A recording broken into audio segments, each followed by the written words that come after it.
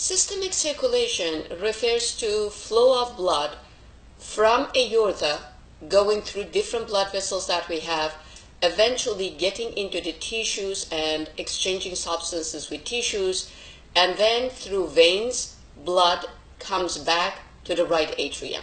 So we can say that it starts from left ventricle and eventually it ends at right atrium. So that's the systemic circulation.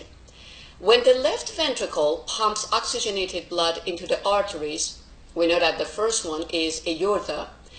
These arteries that are the closest to the left ventricle are very large, and more importantly, in their wall, they do have lots of elastic fibers. So these arteries are referred to elastic arteries because they use their elasticity to help flow of blood. It simply means when left ventricle pushes blood into these arteries, their wall expands, and because they do have elasticity, the wall can flap back, can recoil back, and that creates the pressure that helps blood to flow. The waving pressure that in the smaller arteries, we can actually detect that waving pressure and refer to it as pulse. So in short, elastic arteries, by recoiling back their wall, help flowing blood. But when we get to the smaller arteries, we notice that the amount of elastic fiber in their wall is less. However, these arteries use their muscle contraction. By contracting the muscles that they have in their wall, help flow of blood. So we call these ones muscular arteries. So in short, elastic arteries are closer to the left ventricle. Muscular arteries are smaller, narrower, and farther away.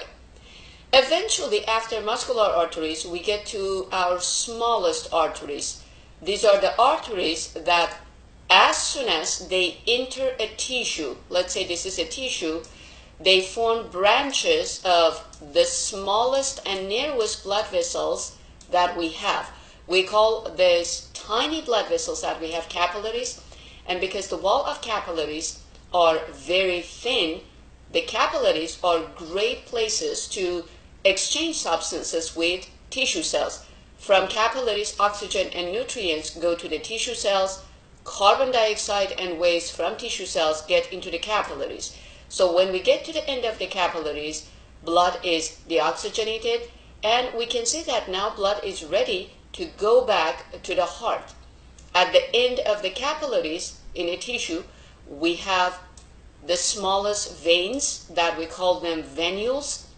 When several venules join together, they form larger veins, and we know that the largest and longest veins that we have are the vena cava. For example, in this picture, I am showing you the inferior vena cava.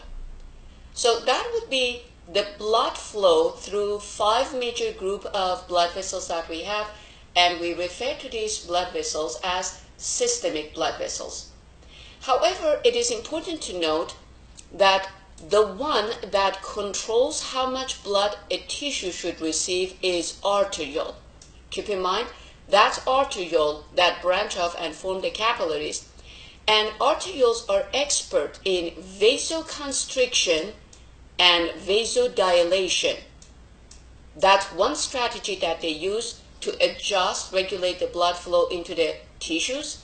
And another thing that we need to know about arterioles is that exactly at the end of arterioles, which we refer to it as metarteriole, we do have many sphincters that we call them precapillary sphincters. These are some circular smooth muscles that their contraction narrows down the sphincter, but when the muscles that we have in the sphincters relax, they open up the sphincter, they widen sphincter. So basically, one other strategy that arterioles use would be by narrowing down or closing the sphincters or widening the sphincters to regulate how much blood each tissue would receive.